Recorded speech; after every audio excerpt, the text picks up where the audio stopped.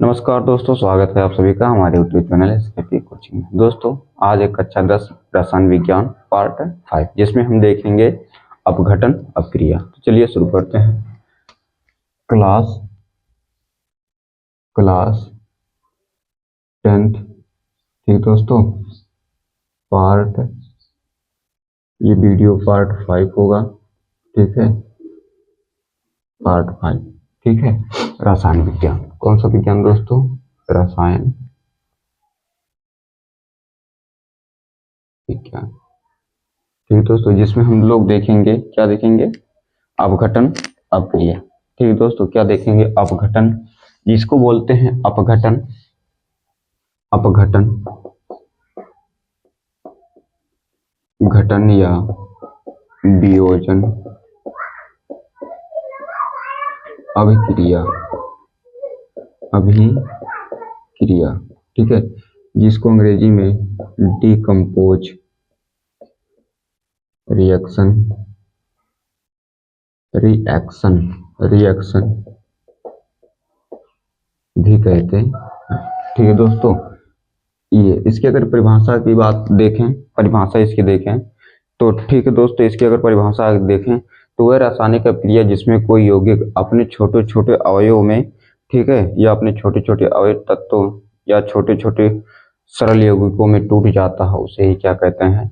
अपघटन अपक्रिया कहते हैं। इसकी परिभाषा की अगर बात करें, ठीक है, परिभाषा की अगर बात करें, ठीक है, इसकी परिभाषा की बात करें, इसमें दोस्तों होगा वह रासायनिक अभिक्रिया, वह रासायनिक अभिक्रिया, अभिक्रिया जिसमें, ठीक है दोस्तों, जिसमें कोई यौगिक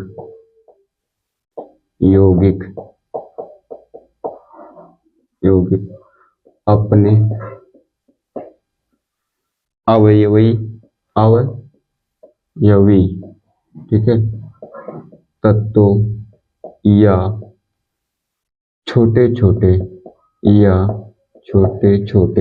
ठीक है दोस्तों, सरल यौगिकों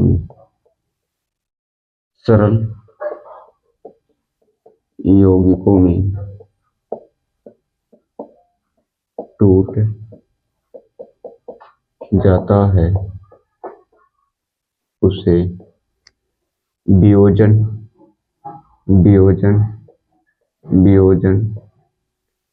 या अपघटन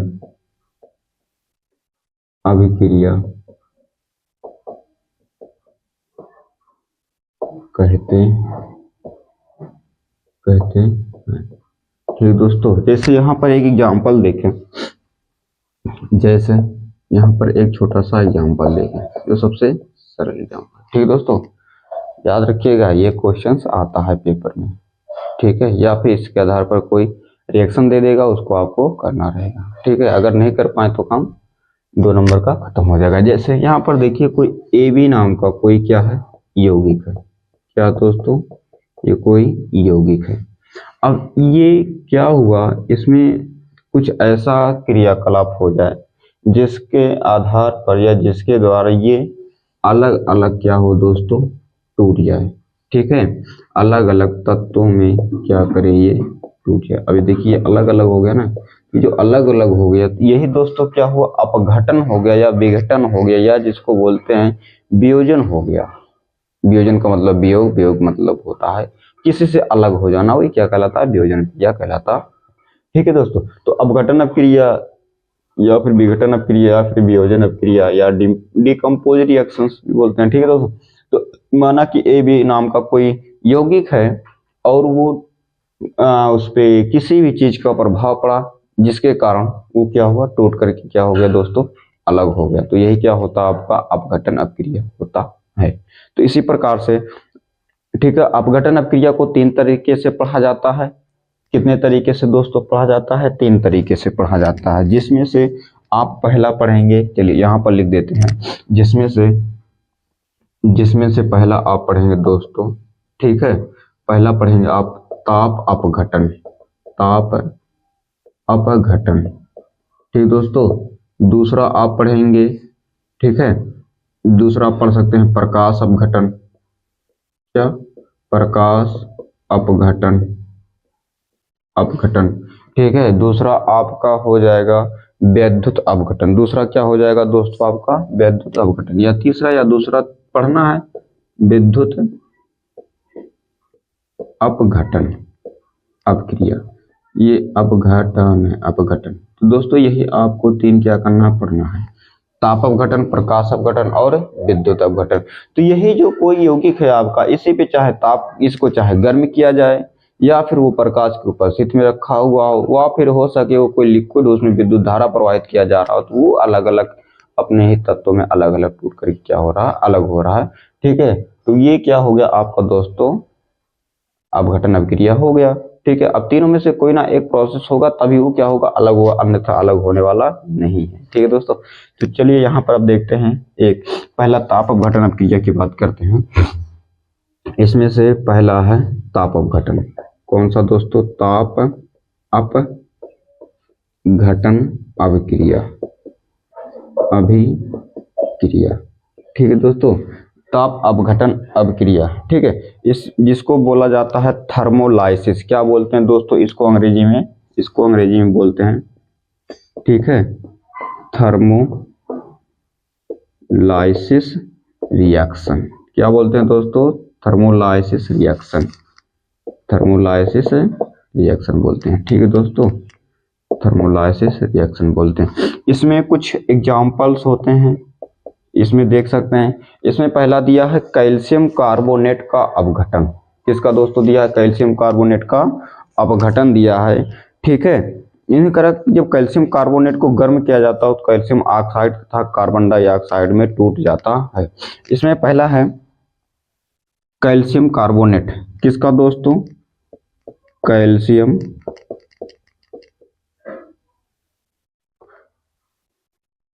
कैल्शियम कार्बोनेट, कार्बोनेट का अपघटन। अब देखिए दोस्तों, कैल्शियम कार्बोनेट, अगर बात करें कैल्शियम कार्बोनेट, देखिए कैल्शियम Ca, अगर आप लोगों को ये फार्मूला नहीं बनाना तो इससे सीख सकते हैं। जैसे कार्बोनेट होता है आपका CO3 और कैल्शियम होता है Ca। ठीक है दोस्तों, CaCO3 कैल्शियम कार्बोनेट यही होता है। ठीक है दोस्तों, तो इस प्रकार से इसको आप बना सकते हैं, कैल्शियम और कार्बोनेट, कैल्शियम Ca प्लस। ठीक है दोस्तों, ये हो गया आपका Ca कैल्शियम और CO3 कार्बोनेट, CO3 कार्बोनेट। अब इसको क्या किया जा रहा है? अच्छा देखिए दोस्तों, ये कैल्शियम कार्बोनेट आपका क्या रहेगा? ठोस रहेगा, जिसको यस यानी कि सॉलिड यस से प्रदर्शित करेंगे। ठीक है दोस्तों, अब यहाँ पर ये कैल्शियम कार्बोनेट का, लेकिन क्या किया जाएगा, इसका अपघटन तभी होगा जब इसको गर्म किया जाएगा। इसको क्या किया जाए दोस्तों? गर्म किया जा रहा है। ठीक है, गर्म किया जा रहा है। गर्म का संकेत ऐसे लगाएंगे। ठीक है दोस्तों, डेल्टा, जिसको आप मैथ के भाषा में बोलते हैं। अब इसको क्या करेंगे, जब गर्म करेंगे तो ये टूटने लगेगा। अब किस में टूटता है दोस्तों? कैल्शियम ऑक्साइड और कार्बन डाइऑक्साइड में टूटता है। ठीक दोस्तों, कैल्शियम ऑक्साइड, ये CaO कैल्शियम ऑक्साइड जो आपका सॉलिड के रूप में प्राप्त होता है, प्लस यहाँ पर CO2 जो आपका गैस के रूप में प्राप्त होता है। ये दो चीजों में टूटता है। अब देखिए दोस्तों, ये आपका क्या है? यौगिक है। ये आपका क्या दोस्तों? यौगिक है। कैल्शियम कार्बोनेट यौगिक है। अब ये से तो पढ़ा है वह रासायनिक अपक्रिया जिसमें कोई यौगिक अपने ही अवयवी तत्व या छोटे छोटे यौगिकों में टूट जाता। तो ये भी दोस्तों यौगिक है और ये भी यौगिक है। ठीक है, यानी कि एक यौगिक से दो यौगिक अलग हो रहे हैं। ठीक है दोस्तों, एक ही यौगिक से एक ही यौगिक को टूट रहा है, दो यौगिकों में बन रहा है। ठीक है, तो ये इसी प्रकार से इसलिए कहा जाता है ये अपघटन अपक्रिया। ये दोस्तों क्या है? कैल्शियम, ये है आपका कैल्शियम ऑक्साइड। क्या है दोस्तों? ये कैल्शियम ऑक्साइड है। और ये क्या है दोस्तों? कार्बन डाई, ठीक है, कार्बन डाई ऑक्साइड, ऑक्साइड। ठीक है दोस्तों, ये कैल्शियम कार्बन डाई ऑक्साइड है। ठीक है, ये आपका है। और ये क्या है दोस्तों, कैल्शियम कार्बोनेट है। ये आपका क्या है दोस्तों, कैल्शियम कैल्शियम कार्बोनेट। ठीक है दोस्तों, इस प्रकार से आपका बनता है। इसके बाद अगला चलिए देखते हैं। यहाँ पर एक थोड़ा सा इसको, चलिए दूसरा एग्जांपल है पोटेशियम क्लोरेट का अपघटन। ठीक है दोस्तों, पोटेशियम क्लोरेट का अपघटन। तो यहाँ पर देखें, अच्छा यहाँ पर दोस्तों आप लोग बैलेंस करना अगर चाहते हैं तो 2 बार यहाँ पर ऑक्सीजन है, 1 बार यहाँ, कुल मिला के 3 बार ऑक्सीजन है। और देखिए यहाँ पर 3 बार ऑक्सीजन है, 1 बार कार्बन यहाँ है, तो 1 बार कार्बन यहाँ है। ठीक है, कैल्शियम 1 बार यहाँ है, कैल्शियम 1 बार यहाँ, इसलिए समीकरण संतुलित है, इसमें कोई दिक्कत की बात है नहीं है। ठीक है दोस्तों, अब यहाँ पर चलिए दूसरा एग्जाम्पल इसको लेते हैं। ये पहला एग्जाम्पल हो गया, दूसरा एग्जाम्पल लेते हैं। ठीक है, यहाँ पर देखते हैं ये क्या होगा। कह रहा है कि पोटेशियम क्लोरेट का अपघटन। Potassium potassium potassium chlorate chlorate potassium chlorate का सूत्र KCl3। ठीक है, KCl3 ही होता है। ठीक है दोस्तों, KClO3 है आपका पोटेशियम क्लोरेट सोर्स, KClO3 का अपघटन। अब इसमें दोस्तों इसको क्या होगा, पोटेशियम क्लोरेट का सूत्र होता है KClO3। अब इसको क्या किया जाएगा, जब पोटेशियम क्लोरेट को, ठीक है, क्या किया जाता है दोस्तों, गर्म किया जाता है। क्या किया जाता है दोस्तों, ये गर्म किया जाता है। ठीक है, गर्म किया जाता है तो ये पोटेशियम क्लोराइड और ऑक्सीजन में टूटता है। किस में टूटता है दोस्तों, पोटेशियम क्लोराइड, KCl और ऑक्साइड यानी कि ऑक्सीजन में टूटता है। ठीक है, तो ये आपका हो जाएगा KCl, ठीक है, पोटेशियम क्लोराइड, और प्लस किस में टूटेगा दोस्तों, ऑक्साइड यानी कि ऑक्सीजन, सॉरी ये ऑक्सीजन में टूटेगा। ऑक्सीजन के लिए हमेशा 2 का प्रयोग करेंगे यहाँ पर। ठीक है दोस्तों, ये आपका कंप्लीट हो गया। इस प्रकार से ये पोटेशियम क्लोरेट हो गया, पोटेशियम क्लोराइड और ऑक्सीजन में टूटता है। ठीक है दोस्तों, अब इस प्रकार से इसको potassium potassium potassium potassium chloride potassium chloride और ये दोस्तों क्या हो जाएगा आपका ऑक्सीजन हो जाएगा। ठीक है, ऑक्सीजन हो जाएगा। दोस्तों वीडियो पसंद आया तो अपने मित्रों को जरूर शेयर करें और लाइक भी किया कीजिए, थोड़ा सा मेहनत लगता है बनाने में। ठीक है दोस्तों, और यहाँ पर देखिए, अब यहाँ पर ये बैलेंस नहीं, इसको बैलेंस कैसे करना है, एक बात हमेशा याद रखिएगा। जब इधर कोई संख्या 3 में दिया गया, इधर कोई 2 में दिया गया, तो आपको क्या करना है, दोनों को एक दूसरे से मल्टीप्लाई कर देना है। एक दूसरे से जैसे मल्टीप्लाई करेंगे आपका बराबर हो जाएगा। जैसे कहने का मतलब ये है कि अगर 2 का गुणा 3 से करेंगे 6 आ जाएगा, और 3 का गुणा 2 से करेंगे तो क्या आ जाएगा दोस्तों, 6 आ जाएगा। तो दोनों तरफ बराबर मात्रा में हो जाएगी। इधर देखिए 3 लिखा है, तो इधर हम क्या करेंगे, इसका मल्टीप्लाई हम यहाँ पर सीधे सीधे 2 से कर देंगे। ठीक है, तो अब यहाँ पर 2 से कर देंगे। अब देखिए अगर K की बात देखें तो यहाँ पर 2 बार है, Cl की बात करें तो ये भी कितना बार है दोस्तों, 2 बार है। ऑक्सीजन की बात करें दोस्तों तो देखिए ऑक्सीजन ये दोनों के बीच में है। ये देखिए यहाँ पर 3 लिखा तो केवल ऑक्सीजन की ही बात किया जाएगा, किसका, ऑक्सीजन का ही बात करेंगे, नहीं तो गलत हो जाएगा। अगर आप कहें कि यहाँ पर 3 बार क्लोरीन को भी मान सकते हैं, 3 बार ये पोटेशियम को भी मान सकते हैं, ये गलत है दोस्तों। ठीक है, तो यहाँ पर क्या कीजिएगा आप लोग, केवल ऑक्सीजन को लीजिएगा। 3 दूनी 6 और 6 के बीच में क्या दोस्तों, केवल इसको ऑक्सीजन की ही तुलना कीजिएगा। अर्थात इसको मतलब ये है कि 2 गुणे O के पास 3 था ना, तो 2 तिहाई 6 बार, 6 बार क्या है, ये ऑक्सीजन है। ऑक्सीजन कितना बार दोस्तों, 6 बार है। तो यहाँ पर देखें 2 बार कैल्शियम, 2 बार क्लोरीन, तो यहाँ पर हम सीधा सीधा यहाँ कर देंगे, तो इधर भी क्या हो जाएगा, कैल्शियम 2 बार, क्लोरीन भी 2 बार। ठीक है दोस्तों, और यहाँ पर 6 बार ऑक्सीजन करना, 2 बार यहाँ है, 3 बार यहाँ कर दीजिए। 3 दुनाई कितना बार हो जाएगा दोस्तों, 6 बार हो जाएगा। तो इसलिए आपका क्या हो जाएगा, ये ऑक्सीजन बराबर हो जाएगा। तो इस प्रकार से ये आपका कंप्लीट हो गया है। ठीक है, अगर इसको आप इसको शॉर्ट लेना चाहते हैं तो दोस्तों ले सकते हैं, थोड़ा सा साइड में हो जाते हैं।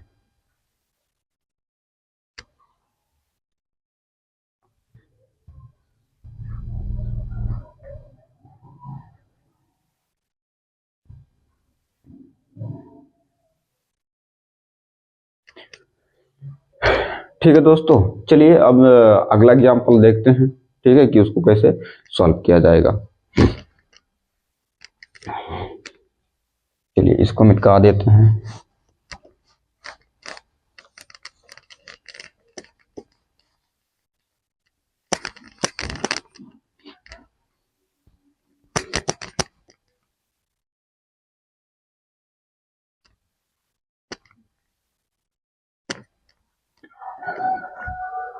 देखिए अगला है,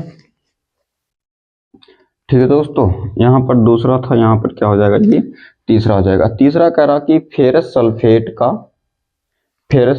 का अपघटन। फेरस सल्फेट फेरस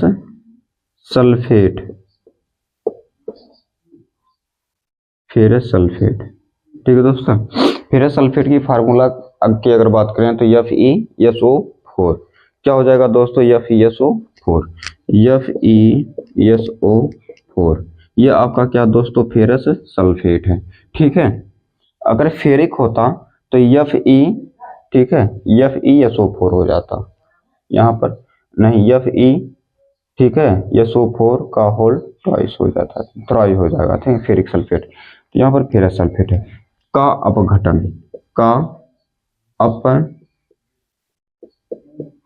अपघटन, ठीक है दोस्तों। इसको क्या होगा, देखिए अगर इसकी बात करें तो देखिए, जब फेरस सल्फेट को गर्म किया जाता है, FeSO4 को जब दोस्तों क्या किया जाता है, यहाँ पर ये गर्म किया जाता है, क्या किया जाएगा दोस्तों, गर्म किया जाता है, तो ये फेरिक ऑक्साइड, ठीक है, और सल्फर डाइऑक्साइड तथा सल्फर ट्राई ऑक्साइड में टूटता है।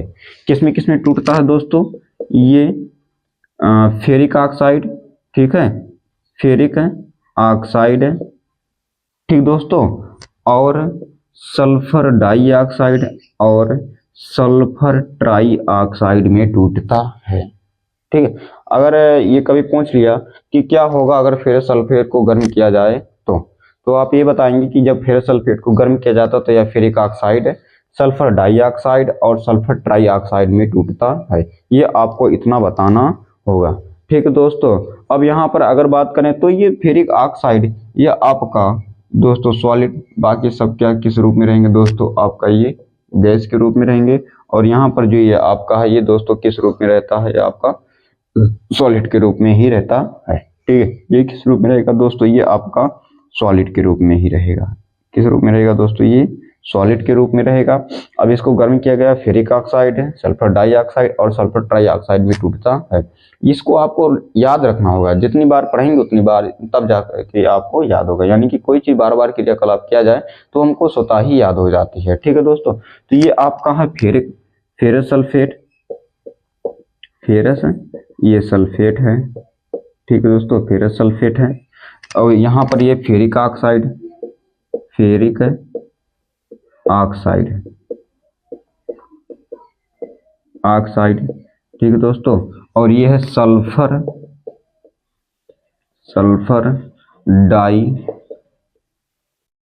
डाई, ठीक है, सल्फर डाई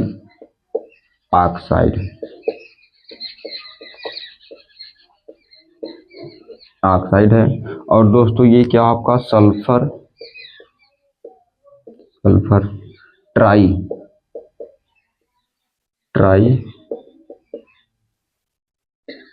ऑक्साइड, ठीक है दोस्तों, ये सल्फर ट्राई ऑक्साइड है। ये इस प्रकार से ये फार्मूला पड़ेगा। अब यहाँ पर अगर बात करें तो देखिए दोस्तों, इसको अगर बैलेंस करना है, 3 बार ऑक्सीजन यहाँ है, 2 बार यहाँ, 3 2 5 और 5 3 8, 8 बार ऑक्सीजन है। कितना बार दोस्तों ऑक्सीजन यहाँ पर, 8 बार ऑक्सीजन है। तो टोटल अगर देखा जाए 3 बार यहाँ, 2 बार यहाँ, 3 2 5 और 5 3 8, 8 बार यहाँ पर है। यहाँ पर देखिए 4 बार, अगर हम 4 का गुणा 2 से कर दें तो दोस्तों 8 बार हो गया कि नहीं हो गया, बिल्कुल हो गया। अब यहाँ पर Fe 2 बार और यस, देखिए अब यहाँ पर अगर हम बात करें तो यहाँ पर Fe की बात करें दोस्तों ये 2 बार, अगर यस की बात करें, सल्फर की बात करें तो सल्फर भी दोस्तों ये भी 2 बार हो जाएगा, ठीक है। और यहाँ पर ऑक्सीजन की अगर बात करें दोस्तों ये कितना बार हो जाएगा, 2 और 4 के बीच में, तो इसलिए 8 बार हो जाएगा। तो इधर देखें, इधर अगर Fe की बात करें तो दोस्तों ये तो 4 बार, 2 बार हो गया। अगर यस की बात करें दोस्तों तो एक बार यहाँ है, एक बार यहाँ है, तो इसलिए ये कितना बार हो गया, ये भी 2 बार हो गया। ऑक्सीजन की अगर बात करें दोस्तों कितना बार है, 3 बार यहाँ और 3 2, 2 बार यहाँ, 3 2 5 बार हो गया, और 3 बार यहाँ, 5 3 8 बार हो गया। तो इसलिए यहाँ पर क्या हो गया ये दोस्तों 8 बार हो गया। ये आपका समीकरण भी संतुलित हो गया है। तो दोस्तों उम्मीद है वीडियो आप लोगों को पसंद आया होगा। वीडियो कैसा लगा आप लोग कमेंट बॉक्स में जरूर बताएं।